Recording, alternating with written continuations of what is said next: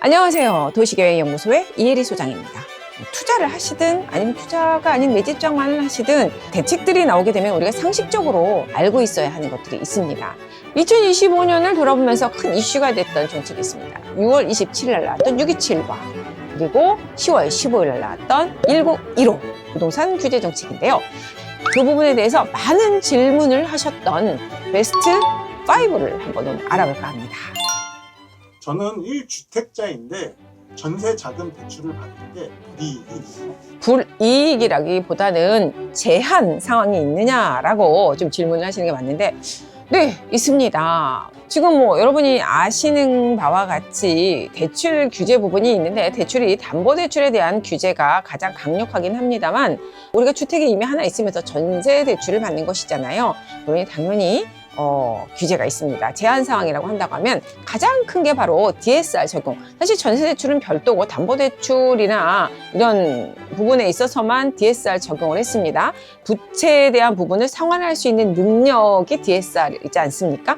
이 부분이 전세대출에도 적용이 된다는 게 가장 큰 내용입니다. DSR 하면 어떻게 가는 거지? 하지만 전체, 우리가 부채라고 하면 어느 한 부분만 있는 것이 아니라 전체를 다 포함합니다. 그 안에는 담보대출도 있을 것이고요. 주택담보대출이죠. 우리 지금 전세자금을 받기 위한 또 대출까지 모두 다 포함을 하게 됩니다. 예를 들면 내가 상가를 하나 갖고 있는데 그곳에도 대출이 들어있다. 그러면 이거는 내가 1주택에 포함되지 않기는 하죠. 그냥 상가니까 별도 주택수에 포함이 안 된다고 보실 수 있어요. 그 상가에서 받은 대출도 DSR에는 다 들어갑니다. 내가 부채를 가지고 있는 전체 부채를 가지고 계산을 하는 것이기 때문에 대출 이자에 대한 부분을 나의 소득과 함께 대출 상환 능력을 보는 계산식에 대입을 했을 때 한도액이 나오게 돼 있거든요. 전세자금 대출 받을 때도 이 DSR이 적용이 된다. 전세를 끼고 집을 사는 갭 투자가 가능한가요? 네, 전세를 끼고 집을 사는 갭 투자가 가능한가요? 했을 때 이것도 혼돈이 있으실 것 같아요. 지금 10월 15일 규제 정책 이후에 서울의 25개구를 모두 투기 과열지구로 묶게 되었습니다. 우리가 투기 과열지구에서 주택을 매입할 때 투기 과열지구의 아파트를 매수하기 위해서는 이제 관할 시군구의 허가를 받아야 된다는 것이죠. 즉 전세를 끼고 할 수 없고 그대로 실거주하는 허가를 받고 입주를 할 수 있고 매수를 할 수 있다. 투기 과열지구 내에서도 아파트가 아닌 비아파트, 예를 들면은 다세대나 단독 같은 것인데요. 비아파트의 부동산은 우리가 매수가 가능합니다. 실거주하지 않고도. 근데 주의할 점이 있습니다. 우리가 아파트나 비아파트나 매수를 한 이후에 팔 때 비과세를 받으려면 2년 실거주 요건을 갖춰야 된다는 것은 똑같습니다. 아파트나 비아파트나. 하지만 아예 매수할 시점에서 실거주를 꼭 해야 하는 것은 아파트 부분에 해당되는 것이고요. 아파트가 아닌 비아파트 같은 경우에는 전세를 끼고 갭 매수가 가능하다. 1주택자가 이사를 위해 새 집을 사는 갈아타기는 가능한가요? 라는 1주택자가 왜 새 집 못 삽니까? 1주택자가 새 집을 살 수 있는 거는 맞는데 대출을 받아야 되는 부분하고 연관되겠죠. 내 집 팔고 집 산다는데 양도세 부분도 연동이 되는 것이고, 거주하는 주택을 매도하지 않고 또 하나의 주택을 매수한다고 할 때는요, 일단은 우리가 취득세 부분을 생각할 수 있습니다. 투기 과열지구가 됐으니 8% 이상이 적용이 됩니다. 그러나 이제 내가 거주하는 주택을 2년 안에 매도하겠다라고 미리 매수할 주택의 소유권 이전을 할 때 등록을 한다고 하면은 그대로 1% 적용을 받을 수가 있습니다. 중과가 되지 않는다는 얘기겠죠. 이런 점 주의하셔야 되고요. 그다음에 대출 부분에 있어서도 1주택자라고 하면은 대출이 안 나올 수도 있다라는 부분도 있을 수 있는데요.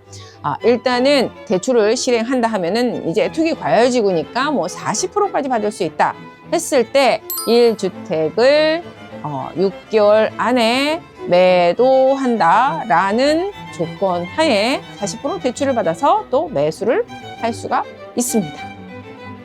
오피스텔이나 상가도 토지거래 허가를 받아야 하나요? 네. 지금 오피스텔과 상가는 제가 말씀드린 것처럼 비아파트에 속합니다. 아파트가 아닌 부동산이죠. 그럴 때는 토지거래 허가에 대한 제한이 없습니다. 그리고 대출에 대한 부분도 오피스텔이나 상가는 최대 70%까지 받을 수 있기 때문에 또 하나의 풍선 효과로 가격이 상승하고 있다. 요즘 오피스텔은 또 주거 대체가 되지 않습니까? 그래도 좀 희망이 있는 좀 그런 수단으로도 볼 수 있겠네요. 주의 좀 하셔야 되죠. 투룸 이상의 그 오피스텔, 아파트 대체가 될 수 있는 오피스텔 같은 경우에는 풍선 효과로 가격 상승의 여력도 있습니다. 예를 들면 타워팰리스나 아니면 뭐 하이페리온 뭐 일대 이러한 그 주상복합에는요 아파트와 오피스텔이 혼재되어 있습니다. 주거 대체로도 거주하시는 분들이 있는데 때 오피스텔로 구분이 되는 것은 대출 규제 없이 70%까지도 대출이 가능하기 때문에 가격 상승 틈새가 된다는 것이죠. 재건축 아파트는 매매가 금지되나요? 라는 질문. 재건축 아파트는 매매가 금지된다? 정확히 말씀드리면 지금 10월 15일 외투기 과열적으로 모두 묶인 지역에 대한 아파트를 지금 말씀하시는데요. 이게 어느 시점에냐에 따라서 달립니다. 조합 설립 시점으로 좀 가야 되는데요. 조합 설립 인가 이후에 사실 매도는 제한이 되게 되어 있습니다. 조건은 있습니다. 10년 보유, 5년 거주를 한 기존의 소유자의 그 조합원 주인은 양도 양수가 가능합니다. 중요한 것은 1주택자가 그렇지 않은 물건 같은 경우에는 거래를 했다고 하면은 사실은 현금 청산감이다 라고 할 수가 있겠죠. 그래서 시점, 조합 설립 인가 전에 거래는 가능해요. 그러니까 어느 시점이냐, 조합 설립 인가 후가 문제인 것이죠. 그러니 재건축에서 어느 단계 때 매도를 하고 매수를 하느냐만 보신다면 될 것 같습니다. 신용 대출이 많은데 주택을 살 수 있나요? 라는 질문. 없습니다. 1억 원이 초과하는 신용대출 같은 경우에는 신용대출을 받은 지 1년이 초과해야만 그때부터 주택, 부동산 구입이 가능합니다. 주택담보대출은 얼마나 받을 수 있나요? 라는 질문.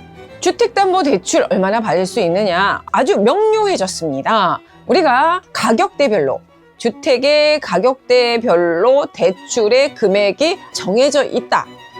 15억 이하는 6억 원까지, 그리고 15억에서 25억 원까지는 4억 원, 25억 초과하는 경우에는 2억 원. 한도가 뭐 6억 원이다, 4억 원이다, 2억 원이다 정해져 있지만 전체적으로 담보대출에 대한 LTV는 지금 40%로 정해져 있는 것이죠. 15억 원이다 했을 때는 거의 10억 원 가까이까지도 대출이 가능했던 거예요. 대출을 상당히 규제를 했다라는 것이고 결국에는 현금 많은 사람들이 주택 구입하는 그 기회가 더 있다라고 볼 수 있겠죠. 슬픈 현실입니다. 대출 부분은 항상 제가 말씀드리지만 서민들과 밀착되어 있는 부분이고요. 부채 중에 많은 부분을 차지한다는 것에 있어서는 좀 규제가 필요한 것도 맞기 때문에 그런 것 같습니다. 주택담보대출에 대한 규제는 상당히 강력해졌다고 볼 수 있기 때문에 사실 내 집 장만을 하시는 분들한테는 현금이 어느 정도 확보가 되지 않으면 원하는 주택 좀 매수하기가 어렵지 않습니까?